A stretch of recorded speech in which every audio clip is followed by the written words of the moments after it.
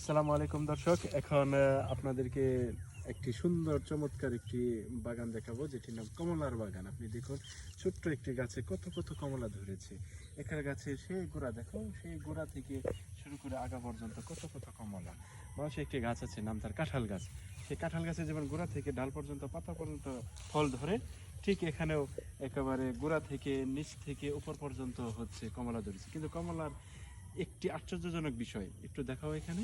আশ্চর্যজনক বিষয় হচ্ছে কমলা নামটি কেন হয় অরেঞ্জ, মানে কমলা অরেঞ্জ কালার হলে বা কমলা কালার হলে নামটি তার কমলা, কিন্তু এটা কিন্তু কমলা কালার না, এটা দেখা যাচ্ছে গ্রিন।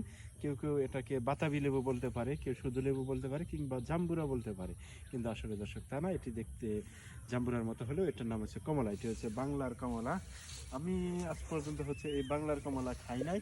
তো এটি কি খেতে টক লাগে না মিষ্টি লাগে না তিতা লাগে আমি এখনো জানি না। তবে এখানকার যে কৃষক, যার হচ্ছে কমলা গাছ, তাকে জিজ্ঞেস করা হয়েছিল কমলা খেতে কেমন লাগে। সে অবশ্য আমাদেরকে জানিয়েছে খুব মিষ্টি।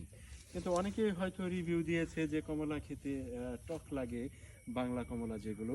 কিন্তু আমার মনে হচ্ছে না, এগুলো টক লাগবে না, এগুলো অনেক মিষ্টি লাগবে।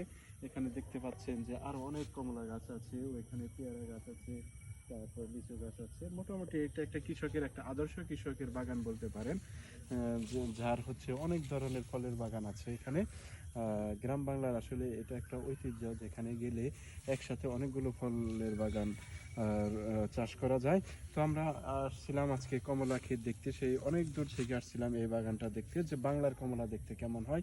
আমরা শুধু অস্ট্রেলিয়া, চায়না কিংবা অন্যান্য দেশের হচ্ছে কমলা বাগান দেখেছি। সেগুলো কমলা আমরা বিভিন্ন ভিডিওতে ফেসবুকে দেখি যে একটি কমলা এভাবে কেটে সেখানে একটি মেশিন দিয়ে চাপ দিয়ে সাথে সাথে রস দিয়ে আবার খেয়ে ফেলে। কিন্তু আমাদের দেশে আসলে ওই নিয়মটি নেই, কিংবা আমি এখানে চাপ দিয়ে কাটতেও পারবো না, কারণ এখানকার যে মালিক, তার অনুমতি লাগবে আমার কাছে। কিন্তু অনুমতিটা এখন নিতে পারতেছি না, কারণ মালিক এখানে নেই। কিন্তু কমলা গাছগুলো দেখে আমার খুবই ভালো লাগছে, চমৎকার লাগছে। দর্শক, আজকে আপনাদেরকে একটি কমলা বাগান দেখালাম। ভবিষ্যতে হয়তো একটি কলা বাগান কিংবা আম বাগান কিংবা লিচু বাগান দেখাবো। এখানে অবশ্য সব গাছে এত ওইভাবে কমলা ধরে নাই। তো এই যে এখানে দেখেন, প্রচুর প্রচুর এই গাছটিতে অনেক কমলা ধরেছে। অবশ্য কমলার কালার আর হচ্ছে গাছের পাতার কালার একই হওয়ার কারণে দূর থেকে বোঝা যায় না, কিন্তু ভিতরে ঢুকলে বোঝা যায় যে অনেক কমলা। এগুলো অবশ্য এখনো ছোট ছোট রয়েছে। এই যে এখানেও দেখতে পাবেন মোটামুটি কাগজি লেবু যেরকম দেখতে, ঠিক ওই রকম দেখতে এই কমলা বাগান। কেউ কেউ মনে করতে পারেন যে এটা লেবু বাগান, আসলে এটা লেবু না, এটা কমলা। ঠিক লেবু যেরকম অনেকগুলো ধরে একসাথে, ঠিক এরকমই দেখুন দেখুন কত গাছের মাথা পর্যন্ত হচ্ছে কমলা ধরেছে, এবং অনেক বড় বড় কমলা আর কি। এগুলো অনেক বড় হবে।